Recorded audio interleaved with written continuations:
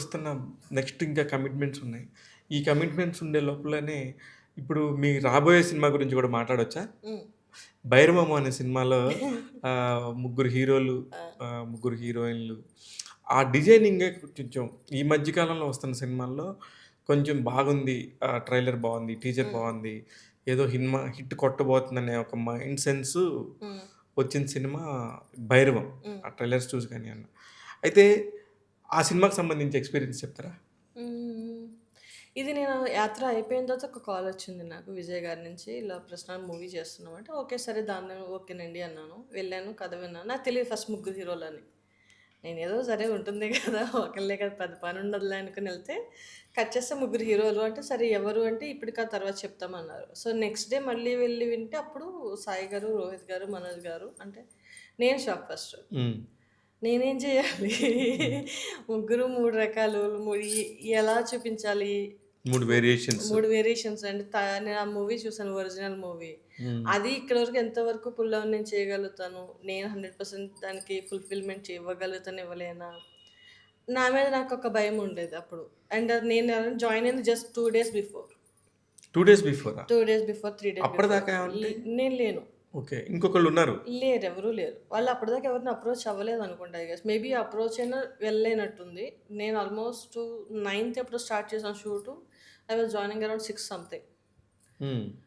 So, join అయిన వెంటనే వెళ్లి మామూలుగా మాట్లాడుకొని అయిపోయింది. ఆ డే అయిపోయింది. ఆల్మోస్ట్ నేను స్టార్ట్ చేసిన షాపింగ్ 7థ్ ఆర్ 8థ్ సంథింగ్. బట్ ఇమ్మీడియేట్‌గా నాకు సాంగ్ పడింది 'గిచ్చమాకు.' 'గిచ్చిమాకు' సాంగ్ ఇప్పుడు. హ్మ్. ఓకే.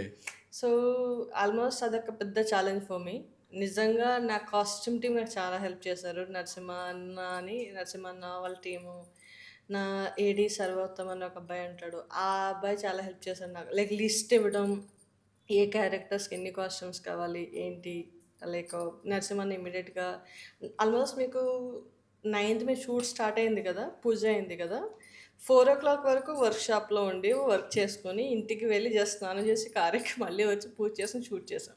అంటే డే స్లీప్ లేదు. ఓకే. ఆ 2 డేస్ నో స్లీప్. మార్నింగ్ అంతా షాపింగ్, నైట్ అంతా స్టిచ్చింగ్. నాతో పాటు నా టీమ్ అంతా అంతలా పని చేశారు కాబట్టి, ఇప్పుడు కం ఇన్ టైమ్‌లో కంప్లీట్ చేసాం.